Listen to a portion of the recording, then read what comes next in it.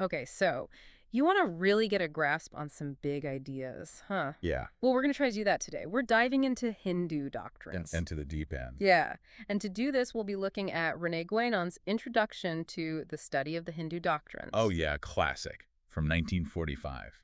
What's so interesting to me about Guénon's work is that he looks at things comparatively, not just from a typical Western point of view. Right, he's going beyond that usual Orientalism. Yeah.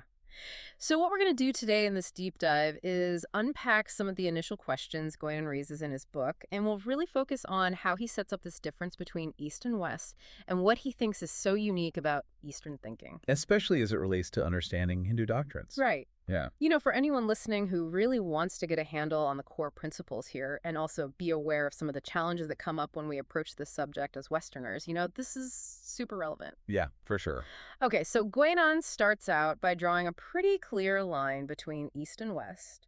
He says the East is basically Asia. And the West is basically Europe. But then he also kind of lumps places like America and Australia in with this European mentality, right? So what's the basis for this initial separation?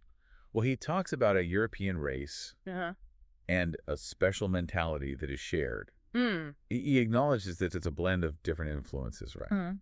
But he says there are these common threads you can see pretty easily. Like what?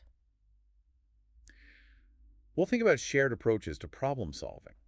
Or even some fundamental beliefs about the individual, about society, that kind of thing. But Guénon doesn't try to, oversimplify this European mentality, does he? He actually points to some pretty significant influences. I mean, we're talking about the Greeks, where they're focused on, philosophy and science. Intellectual inquiry. Yeah.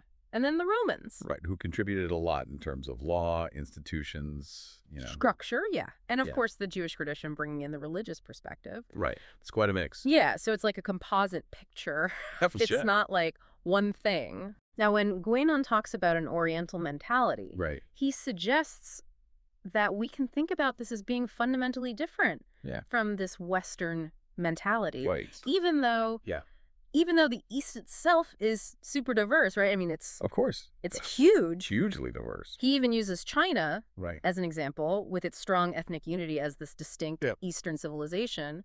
But what he's saying is that even with all of these differences, there's still some kind of shared foundation in the East. Yeah. So what does that look like? Well, he introduces this idea of a divergence between East and West. Okay. And he suggests that since classical times. It's antiquity. Right.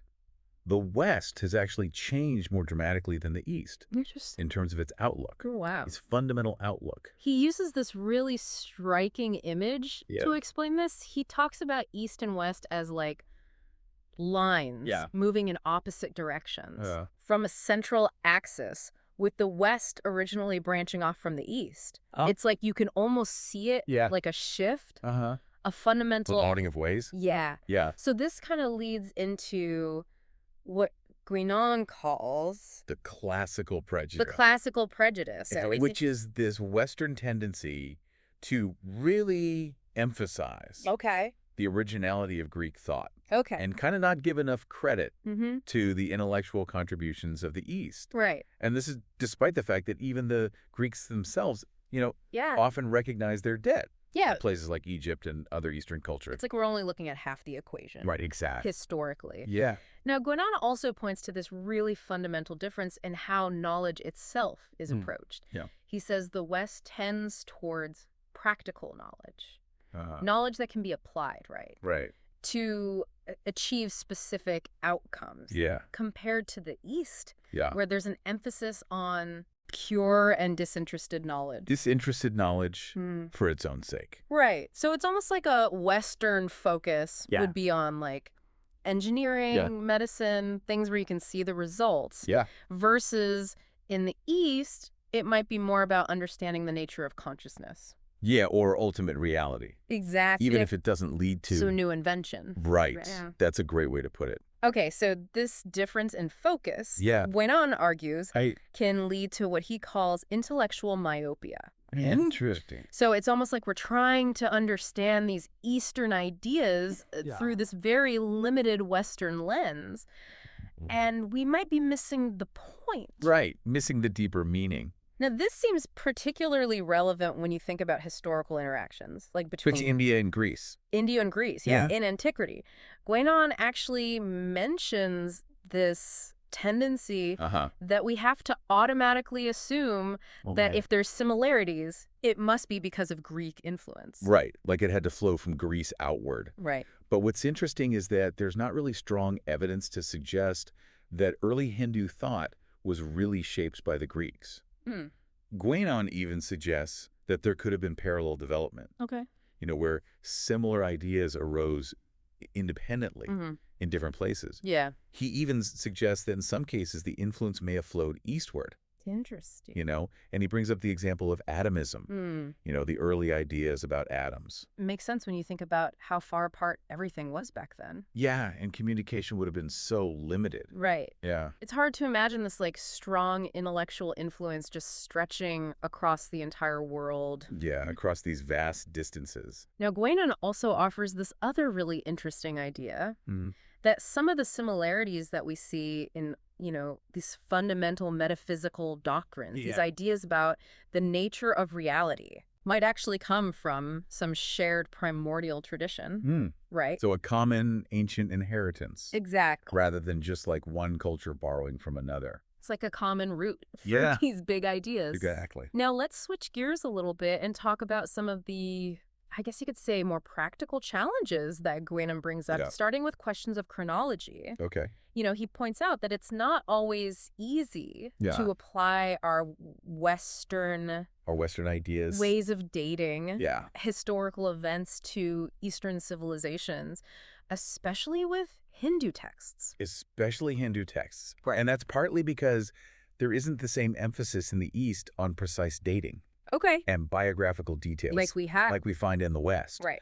Guénon mentions that in India, they even used symbolic numbering systems for chronology. Oh, wow.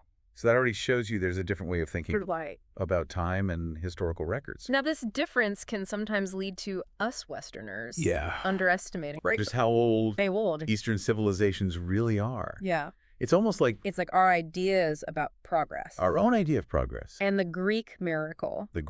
Make it difficult for us to appreciate the deep history of Eastern thought. Now, Guénon also highlights this vital role that oral tradition plays in the East when it comes to preserving passing down knowledge. Yeah. And this is quite different from our Western reliance on the written word. On the written word, the document. So just because a tradition was written down later doesn't necessarily mean it's not ancient. Right. It could have been transmitted orally for centuries. Yeah, for a very long time. Now, Guénon also talks about the linguistic difficulties that we face in trying to understand. Yeah, Eastern thought. He emphasizes that the way East and West think are reflected in their languages. Yeah, and a literal word-for-word translation. Often isn't enough. Because the underlying conceptual frameworks. The frameworks are so different. It'd be so different. The meanings of words change over time. Yeah. What a word means now in a Western language. Might be totally different. Might be totally different from an ancient. Right, an ancient Eastern concept. He also brings up the point about fixed languages. Yeah. In the East. Right. Like Sanskrit. And classical Chinese. These languages have remained pretty unchanged. For a very long time. Yeah. So they preserve these ancient concepts. In a very direct way. But these concepts might not have equivalents. Right. They might not translate neatly into our Western languages. Right. That have developed along different philosophical paths. Yeah. Very different. Now, this is where the historical development of Western philosophy creates some hurdles. Guénon says, like the way that we've separated metaphysics. The study of ultimate reality. Yeah. And theology, the study of God. Right. That separation makes it difficult. Makes it really hard to understand Eastern systems where these two are intertwined. Yeah, they're not seen as distinct categories. Okay, so this leads us to a really important idea. Okay.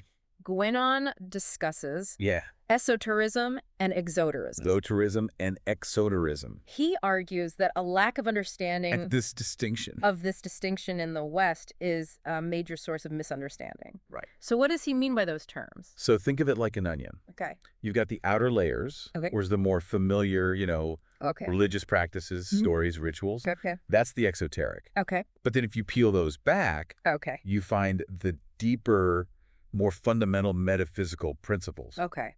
That's the esoteric core. I see.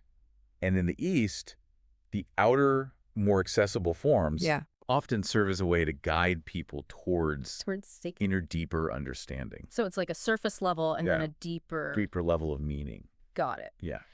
Now, Guénon also briefly touches on metaphysical realization in the East. Right. He describes it as this a direct, immediate, intellectual intuition. Okay. A kind of knowing that goes beyond abstract theory. Okay. And this is quite different from how we often think about theory in the West. Okay. Where it's seen as maybe separate from or even opposed to practice.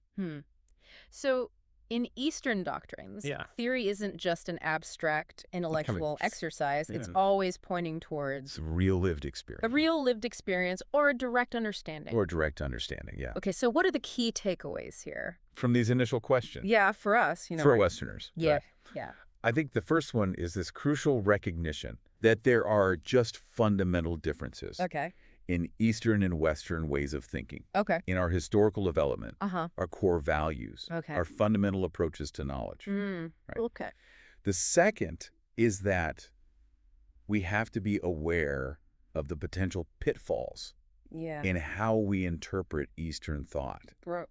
Through our own lenses. From Western lens, our ingrained assumptions can lead us astray. Yeah. And finally, the importance of understanding this idea of esoterism and exoterism. Okay. The deeper meanings underlying the more accessible forms is vital for more nuanced understanding. So this initial groundwork that Guénon lays out is really important. Is super important. Yeah. We can't just take our Western categories. Our Western categories. One expectation. And expectations and apply them to the East. Yeah. And expect to get it. Yeah. We need to be mindful of the context. Right. The intellectual and cultural context.